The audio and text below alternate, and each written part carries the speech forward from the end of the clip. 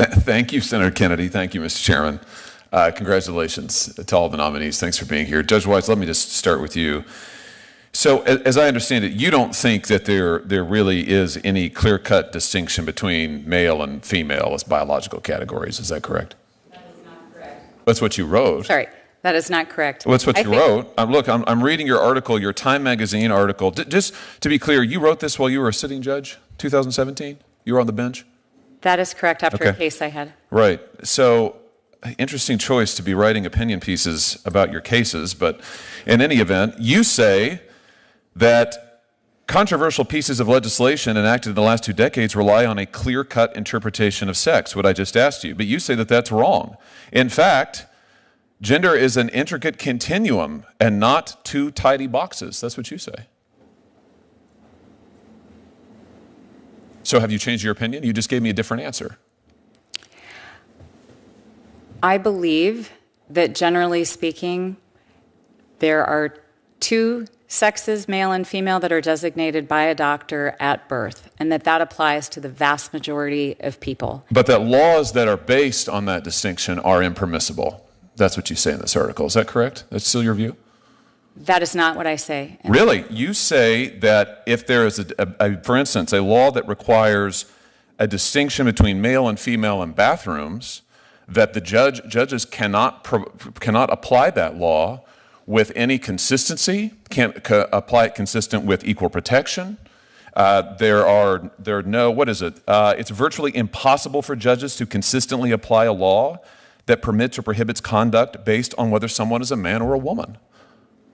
So all bathroom laws that require biological sex, that designate bathrooms based on biological sex, are impermissible?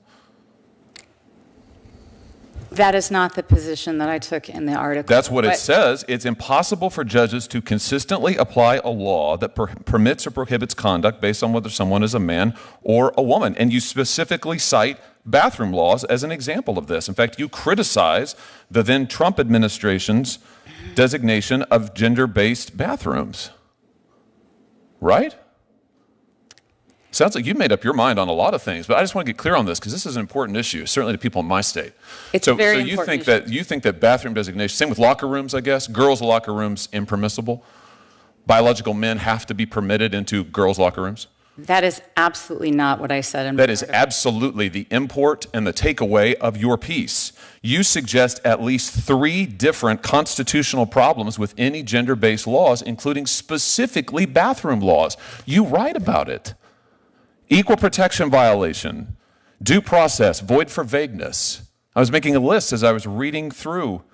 You say that our biological variability means that a 2-bathroom, even 2-sex-based approach is inadequate. Judges cannot apply it. So if Title IX is interpreted to protect women's sports, biological women playing sports with other biological women, it's unconstitutional?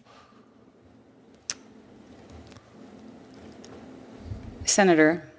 That's a yes or no? I was referring to the 5 babies born a day that doctors have challenges. No, you wrote an article that is extremely broad that pronounces on a range of issues and pronounces quite definitively. What's this comment at the end of your article about the fact that judges must see the world through a secular lens, and when legislators blur the lines of church and state to enact laws that permit or prohibit conduct based on biological gender as only male or female, they place an impossible burden on the judiciary? What's that mean? That distinctions between male and female are a violation of church and state? Judges have to be able to administer these laws if the direction, and I have to tell you, I work really hard to get it right, to do exactly what Congress tells me to do and the legislature tells me to do.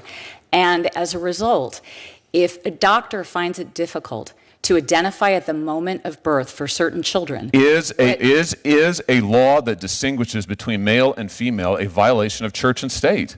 You say when legislators blur the lines of church and state and enact laws that permit or prohibit conduct based on biological gender as only male and female, they place an impossible burden on the judiciary. So this is a First Amendment violation? if what you are telling judges is that in order I'm to not make- telling you anything. I'm reading you your comments, and I am asking you if you are still committed to these, and it sounds like you are. I have to tell you, I think these positions are insane. I think the idea that laws based on the distinction between male and female are a violation of church and state is insane. Totally insane. I think the idea that laws that would say women's locker rooms are protected from biological men, that those are impermissible, that's insane. But that's what you say in this article. You're going to have to recuse yourself in a lot of cases, aren't you? Will you recuse in every case involving biological sex if you are confirmed? Senator, respectfully, that is not what the article says. You have pronounced on all of these issues. Will you recuse yourself in any case involving Title IX, biological sex, challenges to locker rooms, girls' sports, bathroom bills? All of those things are covered in this article that you wrote while you were a sitting judge. Don't you think that was impermissible? Will you recuse? Let's get an answer to that. Senator, your time is expired. Will you recuse? I did not take a position as to those issues that you have raised. You took a position on all of these things, and your position is insane, totally insane. I will absolutely not vote for you. There's not a world in which I could support you. I can't believe you have been nominated.